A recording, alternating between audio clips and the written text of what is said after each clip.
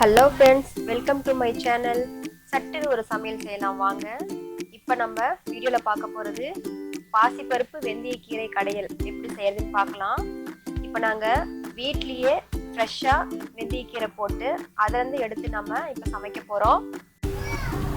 இந்த வெந்தயக்கீரை வீட்லேயே எப்படி நம்ம போடுறது அப்படின்னு நான் சொல்கிறேன்.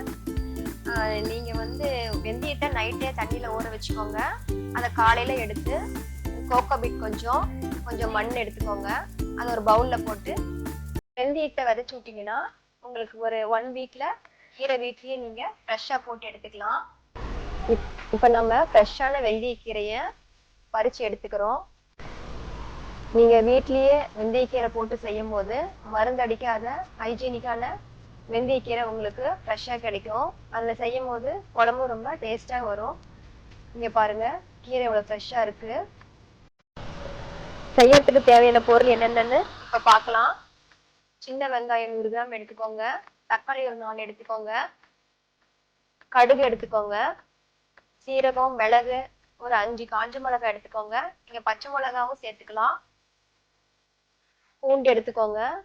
கருவேப்பிலை எடுத்துக்கோங்க. இப்போ பாசிப்பருப்பு ஒரு 100 கிராம் எடுத்திருக்கேன். புளி ஒரு நெல்லிக்காய் சைஸ் ஊற வச்சுக்கோங்க. அதை நல்லா கரைச்சி வச்சுக்கோங்க. இப்போ நம்ம ஃப்ரெஷ்ஷான வெந்தயக்கீரையை பறித்து கழுவி எடுத்து வச்சுருக்கோம். பாசிப்பருப்பு வெந்தயக்கீரை கடையில் நாம் இப்போ விறகு அடுப்பில் செய்யலாம். அப்போ தான் இன்னும் சுவையாகவும் டேஸ்டாகவும் இருக்கும். ஒரு மண் சட்டி வச்சுக்கோங்க. பாசிப்பருப்பு எடுத்து நல்லா பொன்னிறமாக வாசம் வர அளவுக்கு பருப்பு எடுத்துக்கோங்க. இப்போ அதை நம்ம வேக வைக்க போகிறோம்.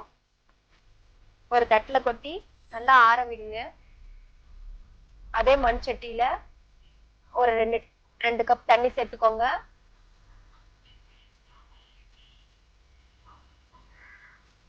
பாசி பருப்பு நல்லா வாஷ் பண்ணிட்டு அதுல சேர்த்துக்கோங்க. விறகடுப்புல செய்யும் போது இன்னும் டேஸ்டா வரும். சின்ன வெங்காயம் ஒரு 10 பல் சேர்த்துக்கோங்க.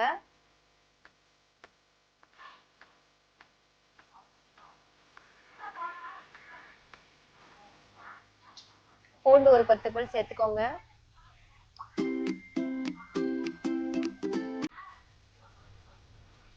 சீரகம், மிளகு,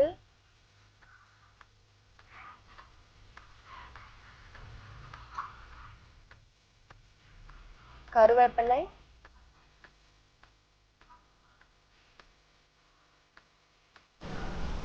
தக்காளி 3ல இருந்து 4 வரைக்கும் சேர்த்துக்கோங்க. அப்பதான் பாசி பருப்பு குழம்பு நல்லா டேஸ்டா கிடைக்கும். இப்ப மஞ்சத்தூள் ஒரு 1/2 டீஸ்பூன் சேர்த்துக்கோங்க. சேர்த்ததுக்கு அப்புறம்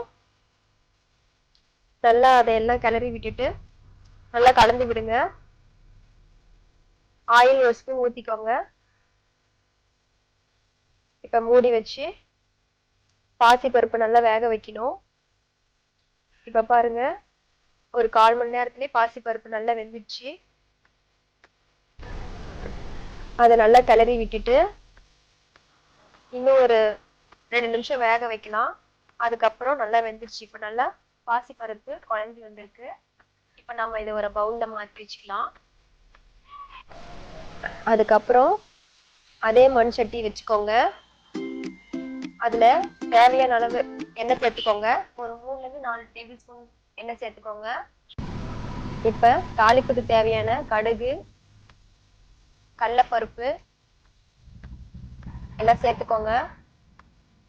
கடுகு பொரிஞ்ச உடனே கருவேப்பிலை, வரமிளகாய் நான் சேர்த்திருக்கேன். நீங்க தேவைப்பட்ட பச்சை மிளகாய் சேர்த்துக்கோங்க. அது இன்னும் நல்லா டேஸ்டா இருக்கும். 10 சின்ன வெங்காயம் சேர்த்து நல்லா வணக்கி விடுங்க. வெங்காயம் நல்லா ப்ரௌன் நிறமா வரணும். இப்போ சுத்தம் பண்ணி வச்சிருக்கிற ஃப்ரெஷ்ஷான வெந்தயக்கீரையை அதில் போட்டு வதக்கிக்கலாம். வெந்தயக்கீரை செய்யும் போது கொஞ்சம் கசப்பு தன்மை இருக்கும். இப்படி வணக்கி செய்யும் போது உங்களுக்கு அந்த கசப்பு தன்மை குழம்புல வராது, சூப்பராக இருக்கும். அதனால தான் நம்ம ஃபஸ்ட்டே வெந்தயக்கீரையை நல்லா வணக்கி வச்சுக்கணும். இப்போ நம்ம வேக வச்ச பாசி பருப்பை இதில் சேர்த்துக்கலாம். இது ரெண்டையும் நல்லா மிக்ஸ் பண்ணி விடுங்க. 1/2 கப் தண்ணி சேர்த்து நல்லா வேக வைங்க. அதுக்கப்புறமா புளி கரைசலை நம்ம சேர்த்துக்கலாம். இப்போ தேவையான அளவுக்கு உப்பு சேர்த்து 5 மினிட்ஸ் கொதிக்க விடுங்க.